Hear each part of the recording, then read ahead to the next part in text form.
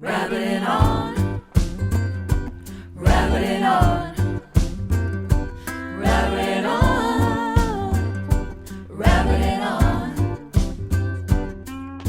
Three rabbis, maybe a guest, doing what rabbis do best. Rabbiting, rabbiting, rabbiting, Rabbiting on, rabbiting on, rabbiting on, rabbiting on, rabbiting on, rabbiting on.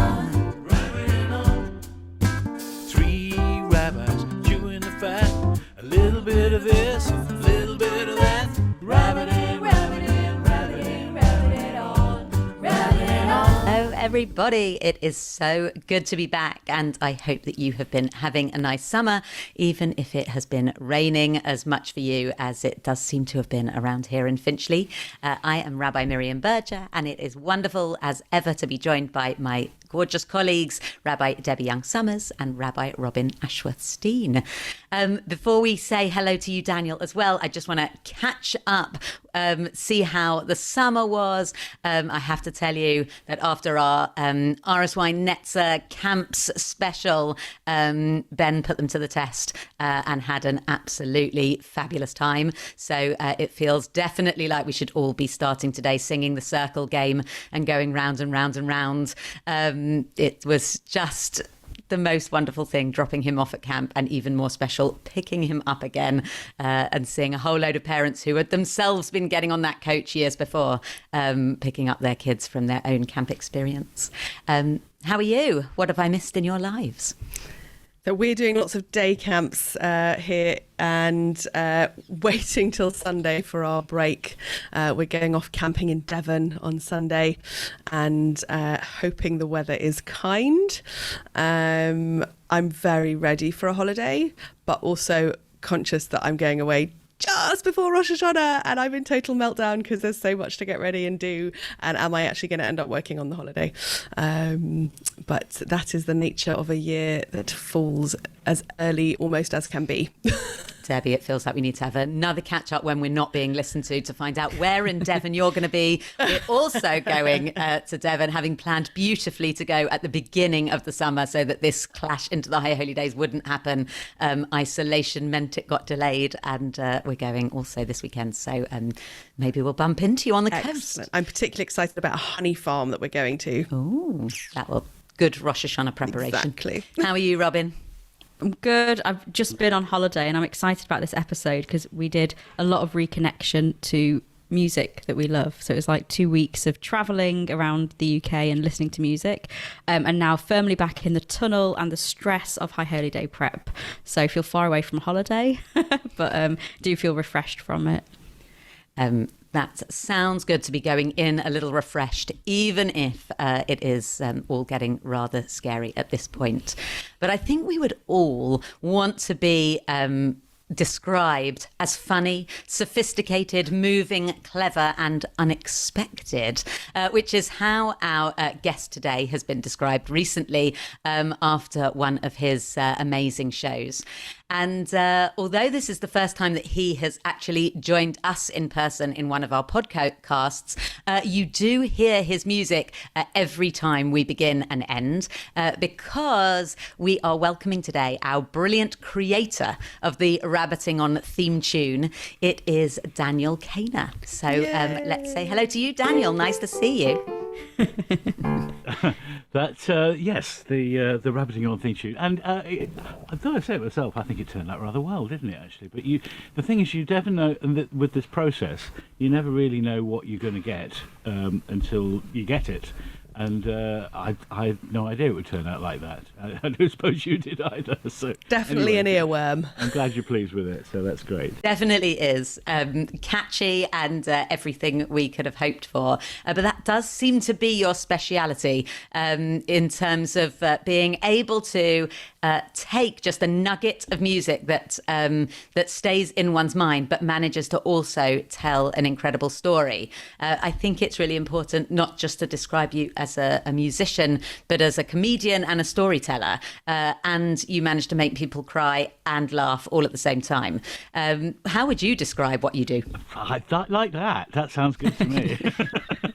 And whatever the other intro was, I was going to play you in with a little something, an example of something that I do. So let's do that, and then we can talk about why I should or shouldn't be here.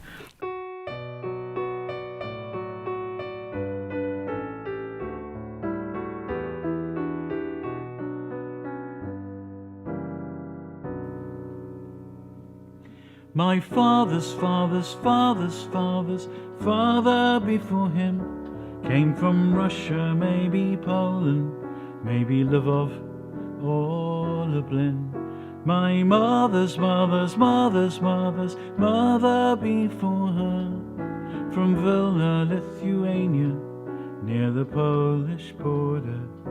I come from them, they came from there, to another country on a journey to God knows where. I'm the fourth generation since my not so distant relations left the villages and ghettos for another land. The Star of David, the menorah, the Talmud and the Torah. Behold the diaspora from the motherland. On the trains and the boats, there they are, packed together like roll mop herrings in a jar. We live and learn, we laugh and cry. One day we're born, one day we die. We come from here, we go to there, and we're all on a journey to God knows where. Aren't we all on a journey to God knows where?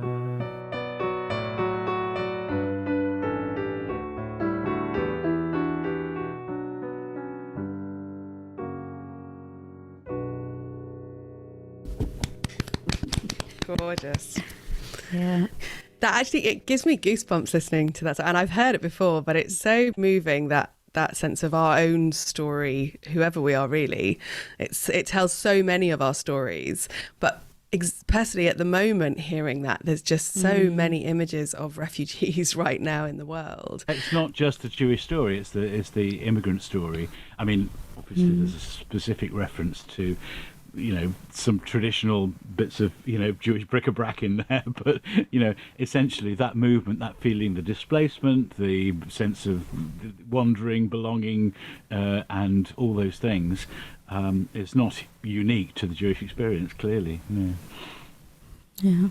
But it's also so Jewish in terms of it's the Amidah, or it's the Torah service, right? It's the way that we engage with being able to say, who are we today? We're who we are today by looking back at the generations who were past, whether we frame that as our avot at the beginning of the Amidah, or whether we frame it as as the call in Torah that you should kind of look at the world and react to the world through our own experiences. That piece of storytelling that helps us to understand how we view the world through where we've come from. There's also sort of in there, I mean, and this is, I suppose, you've asked me to come and it's funny because in the Rabbiting On theme tune, there's a line which is, don't always play it actually, because sometimes there's an edited version, but there's a line which is three rabbis and maybe a guest doing what the rabbis do best. But I never expected three rabbis and me being the guest. So, but I think that I'm the guest today in order to talk a little bit about the sort of role of music and the power of music, or at least how I see it. I mean, I'm only an expert in my very own tiny narrow field, but what's going on with that also is so you've got your words, you've got the poetry, and the poetry is an emotion that's found a thought that's found words, and you've got, it's Robert Frost, I think that, and then you've got this another narrative going underneath it, which is the music itself, and then the combination of the two, and of course it's more than the sum of its parts. But specifically in that piece, you've got a very Hamisher kind of a sound to it, you know, which evokes in itself all that history and all the wandering Jews, you know, from the right from the beginning, from the wilderness to the present day. So you've got all that going on, as well as the specific storytelling that's happening in the words, and that's how music and song, I suppose, has a sort of unique ability, because together it can tell lots of stories all at the same time, and it's also about evoking feeling, is essentially, you know, how do you, it's triggering is what it is, in a good way. I mean, you know, we hope, and can also be in a not so good way. But the nature of it is, what I hope I can achieve is somebody to feel something. And excuse me if I'm rabbiting on, but the other, you know, when you get to the liturgy and you get to some of the prayers and you get to the Psalms and you get somebody somewhere felt something enormously powerful and were able to basically write it down or succinctly or capture that huge feeling in and express it in a small number of words. And for some reason, mystery to all of us, you know, these have sustained. We still have them and we still use them, and some of them are better than others, but they're all trying to achieve the same thing. And then you put them in a sequence, so you're also doing, so everything's storytelling, so you put them in a sequence, so that again, singly they have a power, and then together in the storytelling they have even more power.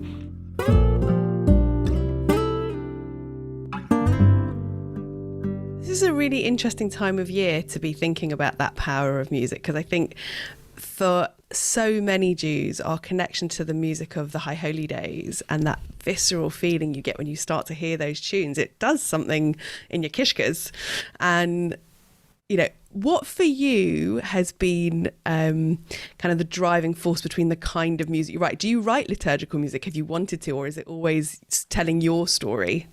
Well, I do lots of different kinds of writing, so that's from theme tunes to the sort of more comedic storytelling, which I'll do in the theatre, but also mostly in between those, and the smaller ones are about those moments of feeling, and actually they are about effectively my relationship with something bigger than me. What do we want to call it? You know,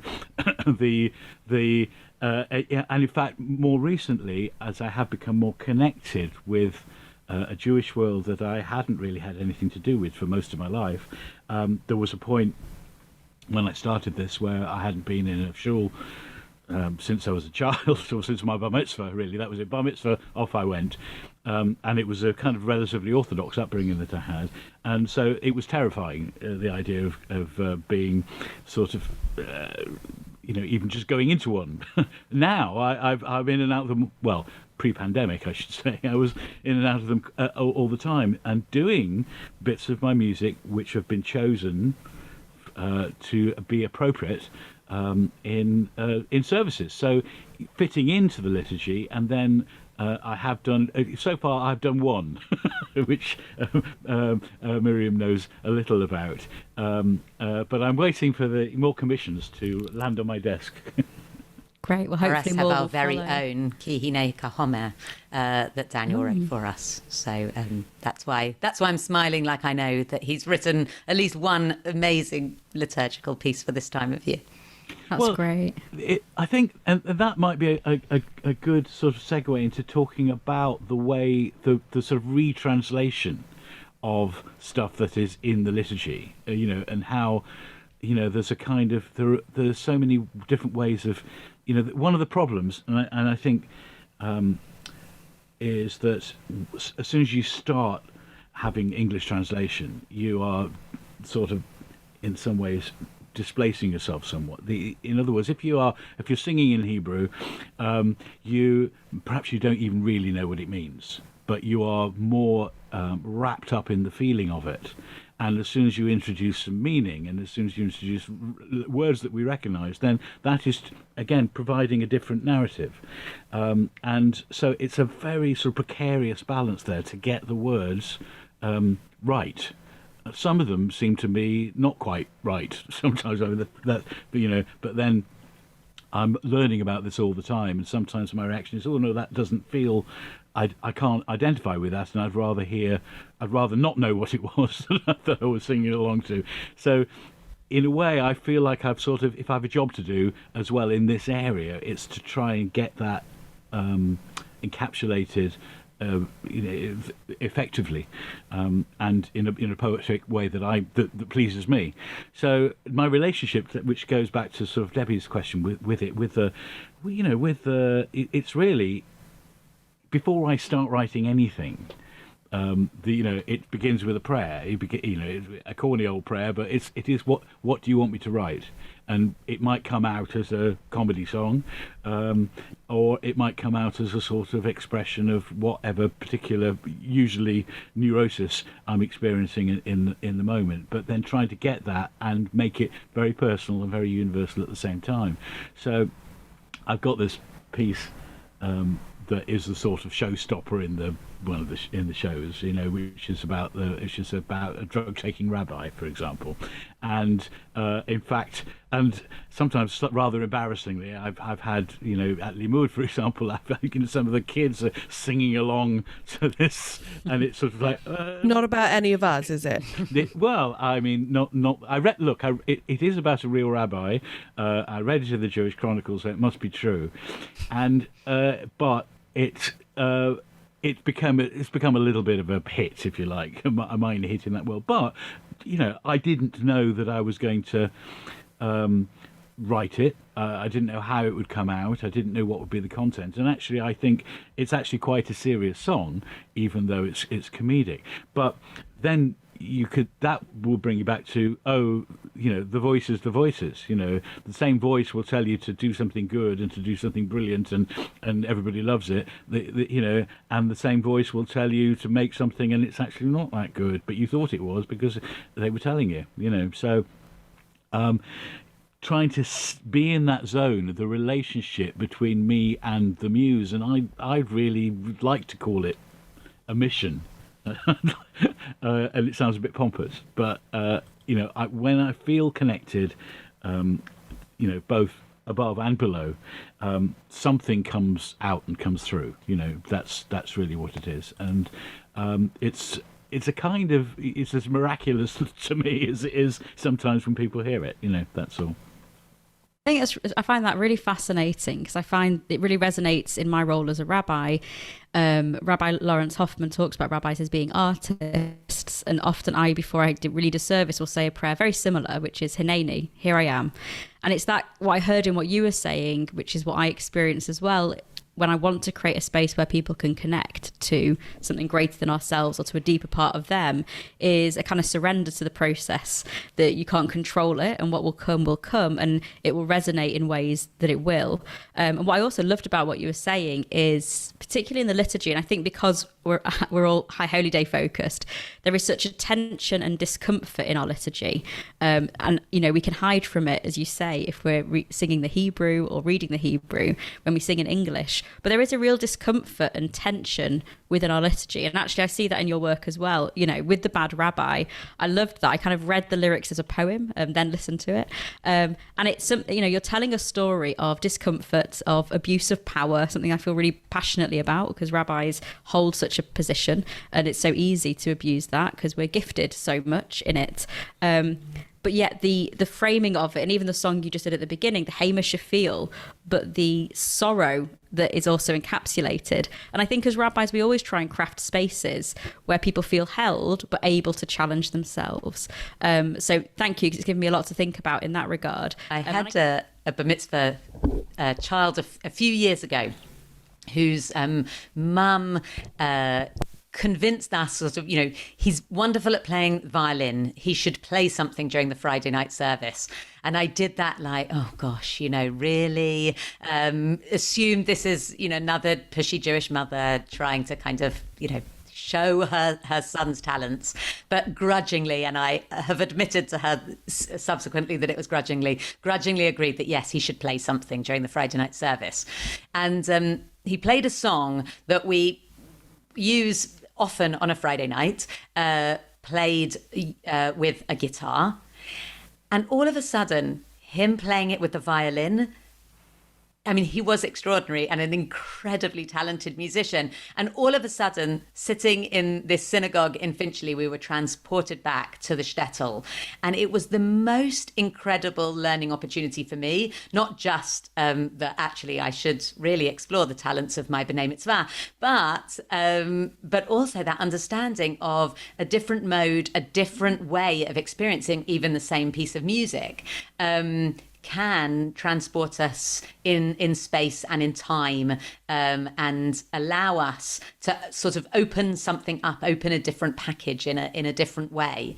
I was wondering, just as we're starting to reach the end of our time together, if you had a piece, Daniel, that you wanted to share with us, just like a snippet that would show us a little bit about kind of those different modes. Have you got anything that sort of, this feels deeply Jewish, or anything that says, this is really universal, even if the language is very Jewish? Like, have you got any examples that might help us unpack your music in that way?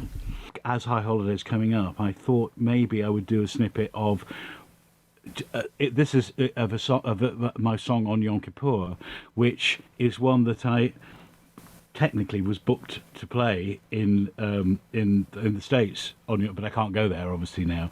I get a gig once a year to play the song. and now that's a second Yom Kippur that you've missed. Yes, that's right. So I thought, although it is sung by a couple of other cantors, in fact, it was taught at Havana Shira, funnily enough. So I know it's done, but I thought maybe I could do a little bit of that because I don't know how. Have you got another one before? You have got another one before High Holiday. We've got our High Holy Days behind the scenes coming up in 2 weeks. Well, let's go on. Give us a sneak preview of the High Holy Days. In fact, that's right. This could be a chance to start the Yom Kippur hits that are as big as the Christmas hits.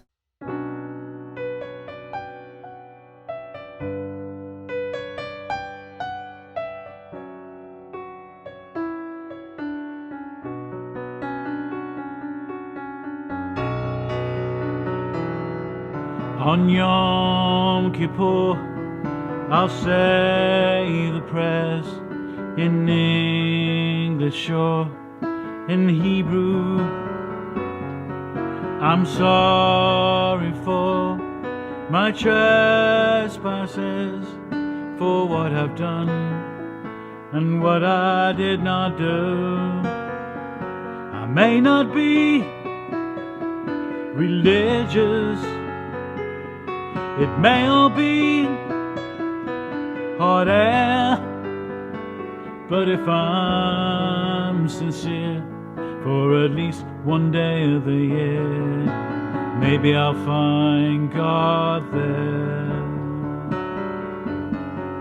On Yom Kippur, I'll hold my fast, I'll try to be still and patient. I'm a grain of sand, I'm a blade of grass, I'm a spark in the arc of creation.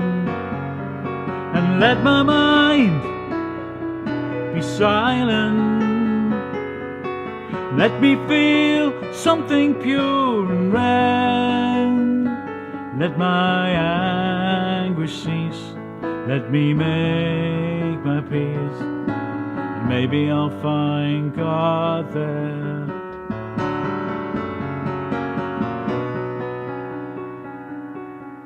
Maybe I'll find God there.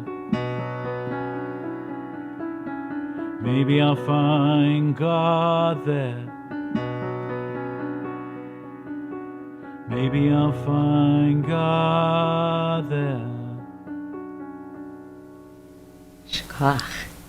That's an edited, shortened version for the purpose of the podcast. It's a bit like Desert Island Disc when they, when you hear the playback and they say you can only hear a shorter snippet of the song.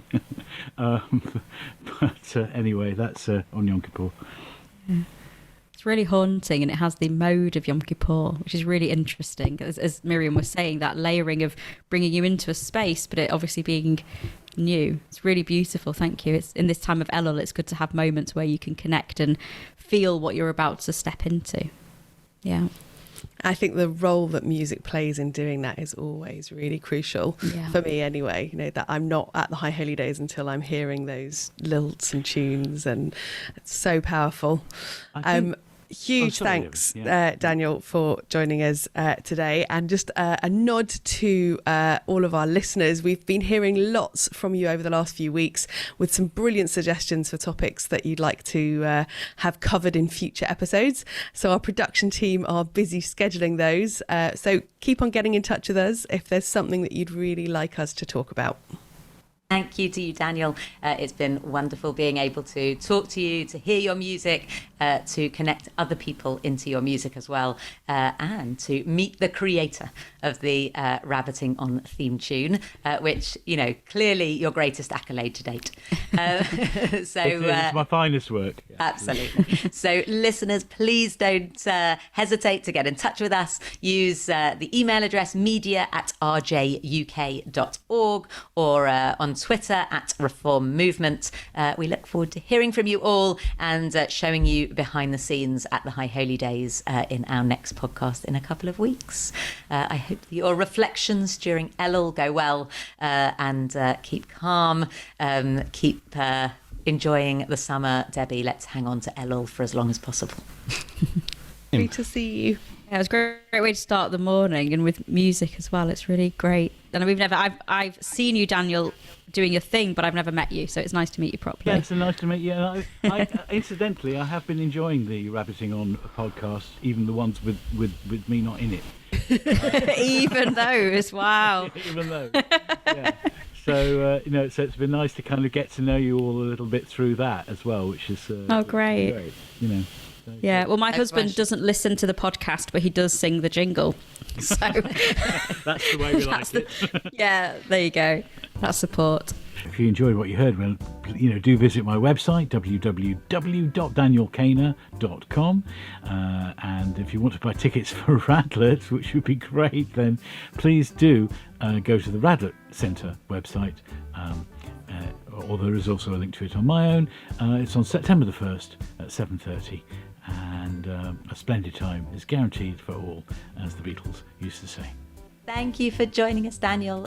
Always wonderful to see you, and lovely to be with Debbie and Robin. And hope everybody has a good end of August, and look forward to seeing you into the month of Tishri.